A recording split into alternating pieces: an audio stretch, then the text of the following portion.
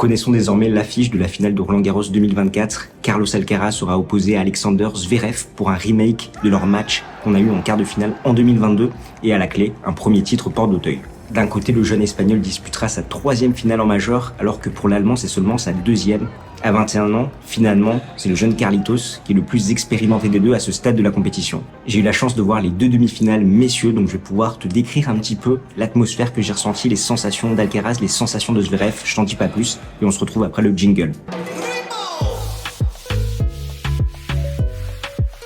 À tout juste 21 ans, Carlos Alcaraz disputera sa 19e finale en carrière, 14 victoires, 4 défaites, des défaites contre Musetti, Djokovic, Sinner et le GOAT Cameron Norrie. C'est sa 3e finale en majeur après l'US Open 2022 et Wimbledon 2023. Chaque fois, il s'est imposé, ce qui fait qu'il a la possibilité d'avoir un titre majuscule sur 3 surfaces différentes. En tout cas, c'est le plus jeune joueur à avoir atteint 3 finales majeures sur 3 surfaces différentes. Et pourtant, depuis son dernier sacre en majeur à Wimbledon 2023, il a disputé seulement 2 finales, une à Cincinnati et une à Indian Wells. Il a remporté celle en Californie et perdu celle dans l'Ohio. Et on a du mal à revoir un très bon Carlos Alcaraz, je trouve. Et même là, dans ce tournoi, on aura l'occasion d'y revenir, mais c'est pas de l'excellent Carlos Alcaraz, étant donné qu'il a perdu un petit peu de sa créativité. Il est parti dans ce stéréotype de ce joueur à frapper très très fort, de jouer en cadence. Et il manque un petit peu de créativité, là où il avait cette fibre avec ses amortis, son slice, ses services volés. C'est compliqué de le retrouver. On le retrouve dans certaines séquences, mais globalement, on peine un petit peu. On a un Espagnol qui surjoue, qui manquait un petit peu de confiance, même si en Californie, il a su avoir d'excellentes séquences, comme d'ailleurs dans ce Roland-Garros, mais c'est pas évident. Au niveau de son parcours, il a sorti Wolf, De Jong, Korda, Auger-Aliassime, Tsitsipas, ainsi que Yannick Sinner. Il a concédé en tout 3 sets, un set contre De Jong et 2 sets contre Yannick Sinner. C'est un peu 2 salles, 2 ambiances, avec un joueur sorti des qualifications où il a galéré, et Yannick Sinner, le futur numéro 1 mondial. En tout cas, une chose est sûre, s'il s'impose dans cette finale parisienne, il retrouverait la 2e place mondiale. Comme je te le disais, durant cette quinzaine, on a eu du mal à retrouver un très bon Carlos Alcaraz sur certaines séquences, notamment dans quelques jeux contre Sebi Korda, ça a été très très bon. Mais globalement, ça a été poussif contre De Jong, vraiment un match où il était méconnaissable. Il avait cette douleur à l'avant-bras droit. Il avait du mal à générer du lift, du volume sur ses frappes. Il frappait très tendu. Après, on a eu ce match contre Auger-Aliassime où le Canadien lui a donné la rencontre, commettant énormément de fautes côté revers. Derrière, on a eu Tsitsipas, un match-up ultra favorable pour lui où à chaque fois il arrivait à trouver le revers de son adversaire et en plus le grec n'a pas fait une énorme copie au service. Et le match tant attendu, c'était cette demi-finale contre Yannick Sinner, un match en 5-7 et plus de 4 heures de jeu qui fait 2-6, 6-3, 3-6, 6-4, 6-3. Déjà pour poser le contexte, c'est sans doute la journée la plus chaude qu'il y a eu à Roland-Garros, donc forcément, quand tu joues à 14h30, c'est compliqué. Derrière, t'as des longs rallyes, donc t'as plus de mal à récupérer. Il y a eu beaucoup de nervosité, que ça soit chez Yannick Sinner ou Carlos Alcaraz. On n'a pas eu un très grand match. Vraiment, ça a été assez décousu de part et d'autre. Ça ressemble un petit peu plus au match qu'on a eu à Indian Wells. Et on a eu un Carlos Alcaraz avec 2 visages. Il a commencé la partie à jouer dans la filière de Yannick Sinner, à jouer beaucoup trop en cadence, voulant agresser en permanence son adversaire. Sauf qu'à ce petit jeu-là, l'Italien est bien meilleur.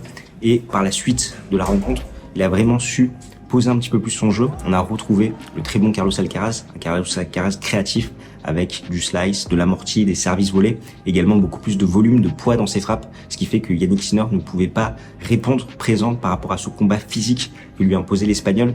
On l'a vu faire pas mal de contre-pieds, varier les hauteurs sur son côté revers, et Sinner, il a crampé, tout comme Carlos Alcaraz, mais ça a été très très dur physiquement pour l'Italien. On le sentait des fois lent, notamment sur ses déplacements latéraux. Certains contre-pieds bien sentis de l'Espagnol ont fait mouche, et Carlos Alcaraz a petit à petit pris les devants dans cette rencontre. On a un premier set qui fait 6-2 et qui ressemble vraiment à ce qu'on a vu au match à Indian Wells en début d'année, avec un Carlos Alcaraz qui va rentrer dans cette rencontre en jouant en cadence, jouant fort contre Yannick Sinner, sauf que pour le perturber, il faut plus varier. Et là, Carlos Alcaraz n'a commencé à le faire qu'à partir de 4-0. Il a refait un break de retard, ça n'a pas suffi. Yannick Sinner a fait la différence. On a vu une ébauche d'un Carlos Alcaraz qui imposait un petit peu plus de volume, de lift dans ses trajectoires, ce qui est pas mal contre l'Italien. Derrière, il a pu capitaliser sur ça dans le second set. Il a le break d'entrée dans le 3e, mais là, ça va devenir très compliqué. Il va cramper aussi physiquement. Je pense que avec la nervosité de cette rencontre qui était tant attendue, lui aussi, il se faisait une joie d'affronter Yannick Sinner. C'est devenu assez compliqué pour le jeune espagnol, et l'Italien a pris les devants dans cette troisième manche. Et c'est vraiment à partir de la quatrième et cinquième manche qu'on va avoir un très bon niveau de jeu, je trouve. Dans la quatrième manche, on a Yannick Sinner qui continue à changer de direction, à jouer fort, et Carlos Alcaraz petit à petit va commencer à mettre un petit peu plus de variété dans son jeu, trouver du volume, et à 5-4, il va changer un peu sa position à la relance, il va vraiment varier pour perturber son adversaire au service, et ça va faire mouche. Il va breaker à 5-4 au meilleur des moments, ça fait 6-4, et ensuite on sent que le match il est pour Carlos Alcaraz. Même s'il va se montrer menaçant dans chacun des jeux de service de son adversaire, Carlos Alcaraz aura pris l'avantage en début de set et il va savoir la conserver jusqu'au bout. Les clés qui expliquent ce retournement de situation, pour moi, c'est le service kické de Carlos Alcaraz côté égalité qui a fait très mal à Yannick Sinner, notamment dans les situations tendues de ce cinquième set. Son revers long ligne en appui ouvert, où il arrivait à casser cette diagonale, à changer de direction. Ça a pas mal gêné Yannick Sinner, notamment derrière pour taper des coups de droit en bout de course de l'Italien, et surtout beaucoup plus de variété, du service volé, des amortis, du slice, ne jamais donner la même qualité de frappe à Sinner pour pas qu'il ne s'habitue, qu'il l'entraîne un petit peu dans la filière de son adversaire. Au contraire, qu'ils doivent toujours faire le nécessaire pour s'ajuster, et ça lui a fait très mal parce qu'il n'arrivait plus à faire la différence face à un Carlos Alcaraz qui a quand même gommé des fautes, mais qui n'était pas encore prime, je trouve, par rapport à ce qu'on a pu voir à Wimbledon. Ça a été très compliqué des deux côtés, des hauts et des bas. On a vu un peu le manque de rythme et le manque de confiance récent de ces deux joueurs, étant donné qu'ils étaient blessés l'un à la hanche et l'autre à l'avant-bras. Au fait, nous c'est Games Talk et on a des passionnés de tennis comme toi à décrypter l'actualité de la petite balle jaune. Si quelque chose qui t'intéresse, tu prends ta raquette, tu fais ton meilleur Jokos match sur le bouton pour t'abonner et t'actives la petite cloche pour être notifié dès que nous sortons une nouvelle pastille vidéo. De l'autre côté du filet, on retrouve Alexander Zverev, 27 ans, beaucoup plus expérimenté, même si ce n'est pas le cas en major, contrairement à son jeune rival de la finale Carlitos, étant donné qu'il disputera une 35e finale. Son ratio 23 victoires, 11 défaites, c'est seulement sa deuxième finale en major, après le choc de l'US Open 2020 contre Dominic Thiem, qui était un match où celui qui allait le moins trembler allait s'imposer. Ça a été extrêmement compliqué, où l'Allemand a servi pour le match, mais derrière il s'est fait débreaker et il a un petit peu cafouillé sur cette fin de rencontre. Il est sur 12 victoires consécutives, sachant qu'il s'est imposé à Rome. Il a connu une période sur terre un petit peu compliquée avec cette défaite contre Tsitsipas. À Monaco, à Munich, il n'a pas brillé forcément chez lui. À Madrid, il perd contre Cherundolo. Et finalement, il aura fallu attendre Rome pour le relancer totalement. Et derrière, il a su capitaliser sur ça à Roland-Garros avec un parcours pas évident parce qu'au premier tour, il se prend quand même le maître des lieux, Rafael Nadal. Il s'impose en 3-7.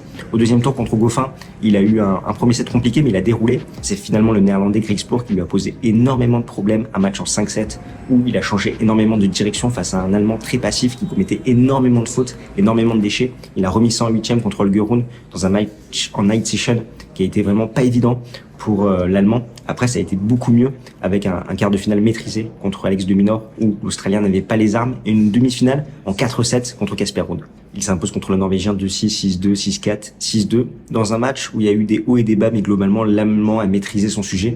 Le premier set, c'est une masterclass de la part de Casper Ruud qui est très bien rentré dans cette rencontre, qui fait 6-2, qui a le jeu parfait, c'est-à-dire dicter les points avec son coup droit, l'agresser, trouver des angles de cours croisés, notamment sur le coup droit de l'Allemand qui lui a fait faire pas mal de fautes, et varier dans la diagonale revers avec du slice, des revers long ligne pour justement casser cette diagonale, ne pas s'embourber dedans, des amortis pour profiter de la position lointaine de son adversaire. Ça a très bien fonctionné, mais on a eu Alexander Zverev qui a su monter d'un curseur dans le second set, qui prend 6-2, notamment au service, où il passe quand même de 44 à 63% de première. Ça fait la différence. L'Allemand qui a beaucoup mieux servi, qui a trouvé beaucoup plus le revers de son adversaire et qui a également eu son revers long ligne qui a fait très mal à Casper Ruud.